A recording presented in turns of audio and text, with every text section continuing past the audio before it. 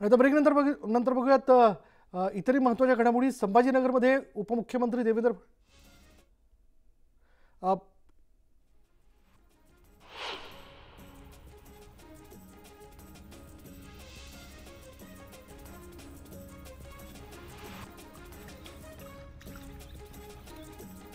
कोल्हापुरातील पंचगंगा नदीत मृत माशांचा मोठा खच पडल्याचं पाहायला मिळालंय.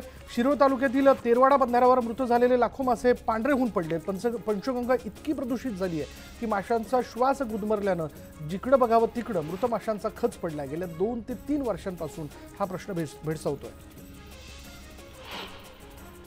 पिंपरी चिंचवडच्या चिखली परिसरात पिनच्या साह्याने धोकादायक पद्धतीने घरगुती गॅस भरल्याचा प्रकार समोर आला. या प्रकरणी आरोपी दुकान मालकाला अटक करण्यात आली. आरोपीकडून 45,900 रुपये किमतीचा मुद्देमाल आणि घरगुती वापराचे गॅस सिलेंडर जप्त करण्यात आले.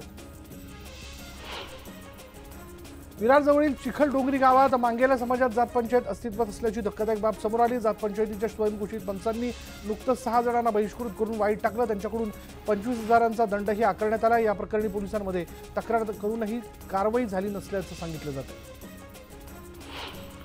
अहमदनगरमधील बहुचर्चित 1 कोटींच्या लाच प्रकरणातील आरोपी उपअभियंता गणेश वाघ याला अटक करण्यासाठी 2 पथकं तयार करण्यात आली. आरोपी पळून जाऊ नये म्हणून देशातील सर्व विमानतळावर लुकआउट नोटीस देण्यात आली आणि त्यामुळे आरोपी गणेश वाघ याचा विदेशात जाण्याचा मार्गही बंद झाला. सोलापूर राज्य उत्पादन शुल्क विभागाकडून मुळेगाव तांडा इथे दारूच्या अड्ड्यांवर छापे टाकण्यात आले. यात 5.25 लाखांचा मुद्देमाल जप्त करण्यात आला. पालघर जिल्ह्यात अन्न आणि औषध प्रशासनाने धडक कारवाई केली. मनोरजवळील टेन गावच्या हद्दीत असलेल्या ऑइल मिल्सवर अन्न आणि औषध प्रशासनाने कारवाई केली आणि या कारवाईत 27,985 किलो तेलाचा जवळपास 91 लाख रुपयांपेक्षा अधिक किमतीचा तेलाचा साठा जप्त करण्यात आला. तेलाचे नमुने तपासणीसाठी मुंबईच्या प्रयोगशाळेत पाठवण्यात आले. जालन्याच्या मंठा रोडवर कॉफी कॅफेवर पोलिसांनी कारवाई केली. कॉफी कॅफेमध्ये होणाऱ्या गैरप्रकाराबाबत पोलिसांना माहिती मिळाली होती. पोलिसांनी बनावट ग्राहकाला पाठवून कॉफी कॅफेचा पर्दाफाश केला. दरम्यान कॉफी कॅफेच्या चालकाला पोलिसांनी ताब्यात घेतले. दिवाळीत फटाके फोडण्यासाठी नागपूर महानगरपालिकेकडून 3 तासांचा कालावधी निश्चित करण्यात आला. रात्री 7 ते 10 या वेळेतच फटाके फोडायला परवानगी असणार आहे. शहरातील वायू प्रदूषण नियंत्रणात आणून शहरातील हवेची गुणवत्ता वाढवण्यासाठी पालिकेने हा निर्णय घेतला.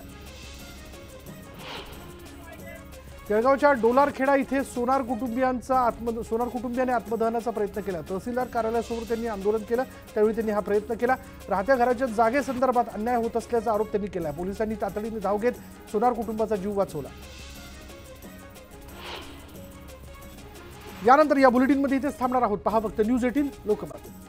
नाशिक अहमदनगर जिल्ह्यात ऊस गाळप हंगामाला सुरुवात झाली आणि त्यामुळे नांदगाव मनमाडमधील शेकडो ऊसतोड मजूर बैलगाड्यांमधून साखर कारखान्याकडे निघाले. नांदगाव मनमाड भागात ऊसतोड मजुरांचे तांडे मोठ्या प्रमाणात आहेत. दरवर्षी मजूर 4 महिन्यांसाठी वेगवेगळ्या साखर कारखान्यांवर जातात. जळगावच्या चाळीसगाव तालुक्यातील बहाळ शिवारातील ऊसाच्या शेतात बिबट्याचे 2 बछडे आढळले आणि त्यामुळे नागरिकांमध्ये भीतीचं वातावरण निर्माण झालंय. यात एक नर आणि एक मादी असून दोन्ही बछडे 1 महिन्याच्या आतील वयाचे आहेत. मादी बिबट्या असण्याची शक्यता लक्षात घेता वनविभागाने या परिसरात ट्रॅप कॅमेरे लावलेत. दापोली आगारातून दिवाळी हंगामासाठी बस फेऱ्या वाढविण्याचा निर्णय आगार व्यवस्थापकाने घेतलाय आणि त्यामुळे मुंबई पुणे शहरातून येणाऱ्या नागरिकांना दिलासा मिळणार आहे. अहमदनगर महानगरपालिकेच्या कर्मचाऱ्यांना 10,000 रुपये सानुग्रह अनुदान मिळणार आहे. पहिल्या टप्प्यात प्रत्येकी 5,000 रुपये वितरित केले जाणार असून दुसऱ्या टप्प्याची रक्कम आज वितरित होणार आहे. बीड जिल्ह्यातील शेतकऱ्यांसाठी दिवाळी अगोदर आनंदाची बातमी मिळालेली आहे. जिल्ह्यातील 7,70,000 शेतकऱ्यांना दिवाळीपूर्वी पीक विमा अग्रिम रक्कम मिळणार आहे. भारतीय पीक विमा कंपनीकडून यासाठी एकूण 241 कोटी रुपये रक्कम शेतकऱ्यांच्या बँक खात्यात थेट वर्ग करण्यात येणार आहे. राज्याचे कृषी मंत्री आणि बीडचे पालकमंत्री धनंजय मुंडे यांच्या पाठपुराव्यामुळे शेतकऱ्यांची दिवाळी गोड होणार आहे. धाराशिव जिल्ह्यातील सर्वच्या सर्व 57 मंडळांना अग्रिम पीक विमा मिळणार आहे. जिल्हाधिकारी डॉक्टर सचिन ओंबासे यांनी याबाबतचे आदेश दिले असून 57 महसूल मंडळातील 4,98,720 शेतकऱ्यांना 218 कोटी 86 लाख रुपये मिळणार आहेत.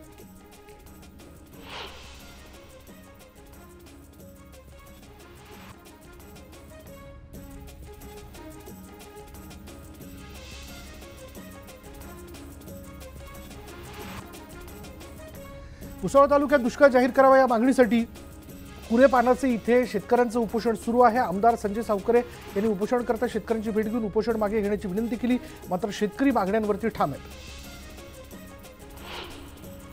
भुसावळ शहरात राष्ट्रीय महामार्गावरील महामार्गाखालील वांजोळा रोड ते अयोध्या नगरला जोडणारा बोगदा रहदारीसाठी खुला करावा अशी मागणी आहे।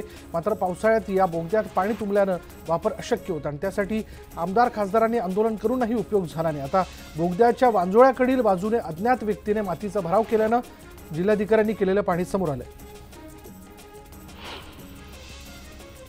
आरक्षणाच्या लढ्यात आता वंजारी समाजानेही उडी घेतली। वंजारी समाजाला 2 ऐवजी 5% आरक्षण द्यावं अशी मागणी जय भगवान महासंघाचे बाळासाहेब सानप यांनी केली। जातीनिहाय जनगणना करून हे आरक्षण वाढवून मिळावं अशी त्यांची मागणी आहे। इतकंच नाही तर ओबीसींच्या आरक्षणाला धक्का लागल्यास मुंबई बंद करू असा इशारा सानप यांनी दिला।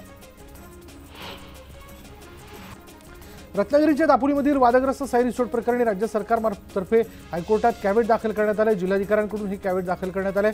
साई रिसॉर्ट प्रकरणी आता हायकोर्टाला एकतर्फी स्थगितीचा निर्णय देऊ नये म्हणून कॅव्हेट दाखल केलं गेलं आहे। साई रिसॉर्ट पाडकाम प्रकरणी 30 नोव्हेंबरपर्यंत हायकोर्टात अपील करण्यासाठी खेडच्या सत्र न्यायालयाने मुदत दिली होती। राज्य सरकारच्या पाणीपुरवठा विभागाने नोव्हेंबरच्या पहिल्याच आठवड्याचा टँकरने पाणीपुरवठा केल्या जाणाऱ्या गावांची आणि वाड्यांची आकडेवारी जाहीर केली आणि ते राज्यात एकूण 312 गावांमध्ये तर 939 वाड्यांमध्ये टँकरने पाणीपुरवठा केला जात असल्याचं पाणीपुरवठा विभागाच्या अहवालातून समोर आलंय। धाराशिव जिल्ह्यात मराठा कुणबी असल्याचे पुरावे शोधण्याच्या प्रशासनाच्या मोहिमेला मोठं यश मिळालंय।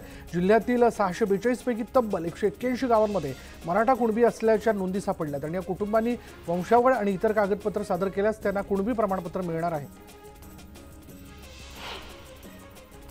शिंदे समितीच्या सूचनेप्रमाणे पुढील 4 दिवसात नागपूर जिल्ह्यातील कुणबी मराठा कुणबी जात नोंदी शोधण्याची मोहीम पूर्ण करण्यात येणार आहे। नागपूरचे जिल्हाधिकारी डॉक्टर विपिन इटनकर यांनी तसे आदेश अधिकाऱ्यांना दिलेत। जिल्ह्यात मंगळवारपासून कुणबी मराठा कुणबी जात नोंदी शोधण्याच्या मोहिमेला सुरुवात झाली आहे।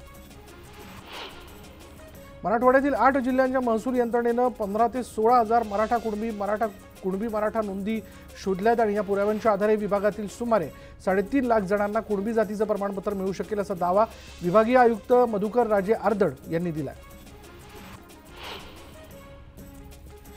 सातारा, कराड आणि पाटण तालुक्यात अवकाळी पावसानं हजेरी लावली। मुसळधार पावसामुळे अनेक ऊसतोड मजुरांच्या झोपड्यांमध्ये पाणी शिरलं तर शेतकऱ्यांकडून मात्र समाधान व्यक्त केलं जात आहे। राज्यासह देशात गुलाबी थंडीची चाहूल लागलेली असतानाच काही भागात मात्र अवकाळी पावसाची शक्यता आहे। अरबी समुद्रामध्ये कमी दाबाचा पट्टा निर्माण झाला असल्यामुळे राज्यासह देशातील काही भागात पुढील 48 तास पावसाचा अंदाज हवामान विभागाने व्यक्त केला आहे। कोकणसह मध्य महाराष्ट्रात काही भागात पावसाची शक्यता असल्याचं हवामान विभागाने म्हटलं। सांगलीच्या पलूससह जत तालुक्यात अवकाळी पावसाने जोरदार हजेरी लावली। विजांच्या कडकडाटासह मुसळधार पाऊस पडला आणि त्यामुळे अवकाळी पाऊस आणि ढगाळ वातावरणाचा फटका द्राक्ष आणि डाळिंब बागांना बसण्याची भीती व्यक्त करण्यात येते। यंदा कमी पाऊस झाल्याने अकोल्यातील महान धरणाची पाणी पातळी कमी आहे आणि त्यामुळे रब्बी हंगामातील पेरणीकरिता देण्यात येणाऱ्या पाण्याचं नियोजन कोलमडणार आहे। महान धरणावर अवलंबून असलेले साधारण 2.5 हजार हेक्टर क्षेत्र घटणार असल्याची शक्यता वर्तवण्यात येते। सिंधुदुर्ग जिल्ह्यातील सावंतवाडी शहरासह तालुक्यातील अनेक गावांमध्ये रात्री विजेच्या कडकडाटासह पावसाने हजेरी लावली। कोलगाव, मळगाव, मळेवाड, पुणेरी, आकेरी, माडखोल या भागात मुसळधार पाऊस झाला आणि त्यामुळे सावंतवाडी शहरासह ग्रामीण भागातील वीज पुरवठा खंडित झाला होता। आता आपण जाणून घेणार आहोत 36 जिल्ह्यांमधल्या वेगवेगळ्या घडामोडी। अगदी झटपट सुरुवात करूयात। ललित पाटील प्रकरणी चौकशी समितीचा अहवाल प्राप्त झाला असून दोषींवर कारवाई केली जाणार असल्याचं मंत्री हसन मुश्रीफ यांनी सांगितलं। तर महादेव ॲपचे हसन मुश्रीफ मेंबर असल्याची टीका संजय राऊत यांनी केली होती। यावर बोलताना महादेव ॲपबद्दल मला माहिती नाही, राऊत भेटल्यानंतर त्यांनाच विचारेन असंही हसन मुश्रीफ म्हणाले। पंढरपुरात भीमा नदीवरील उजनी जलसेतू फुटून 34 तास उलटले तरी देखील पाण्याचा अपव्यय सुरूच आहे। लाखो लिटर पाणी वाया जात असल्यानं दोषी अधिकाऱ्यांवर तात्काळ निलंबनाची कारवाई करण्याची मागणी केली जाते। राज्यातील फळबागा आणि भाजीपाला उत्पादनाला चालना देण्यासाठी ऑपरेशन ग्रीन ही योजना केंद्र शासनाकडून राबवली जाते आणि या योजनेअंतर्गत जळगाव जिल्ह्यात केळी क्लस्टरला मंजुरी मिळाली असल्याची माहिती खासदार उन्मेष पाटील यांनी दिली आहे। त्यामुळे केळी उत्पादक शेतकऱ्यांना मोठ्या प्रमाणात फायदा होणार असल्याचंही त्यांनी सांगितलं।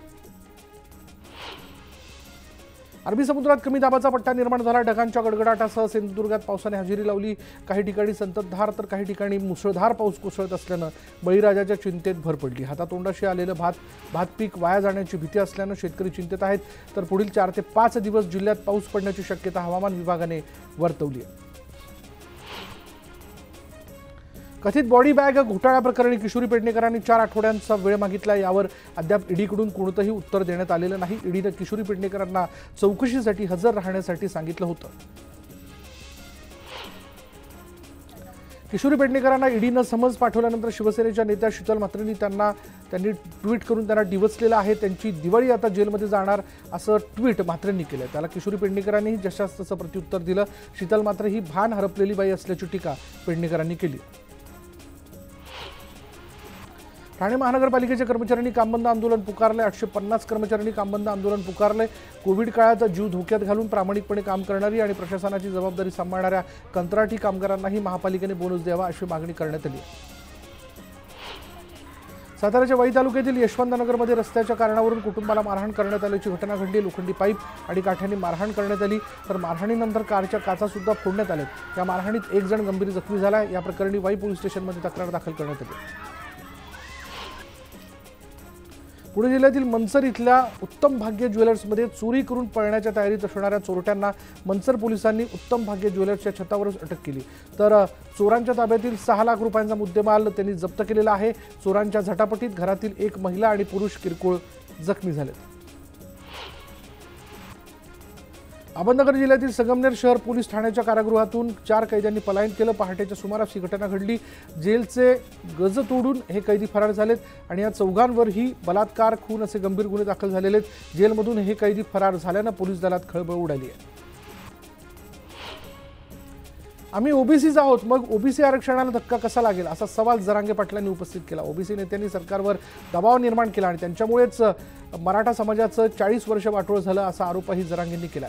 24 डिसेंबरपर्यंत आरक्षण नाही मिळालं तर आरक्षणाला विरोध असलेल्या नेत्यांची नावं जाहीर करू असा इशाराही त्यांनी दिला।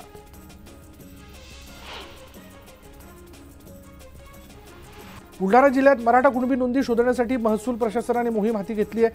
जिल्हाधिकारी डॉक्टर किरण पाटील यांनी दिलेल्या आदेशानुसार जिल्ह्यातील 7 उपविभागीय अधिकाऱ्यांमार्फत मराठा समाजाला देण्यात आलेल्या कुणबी जातीचे प्रमाणपत्राची संख्या आणि 13 तहसील कार्यालयात 1967 पूर्वीचे मराठा कुणबीची नोंद असलेल्या कागदपत्रांचा शोध मोहीम हाती घेण्यात आली आहे।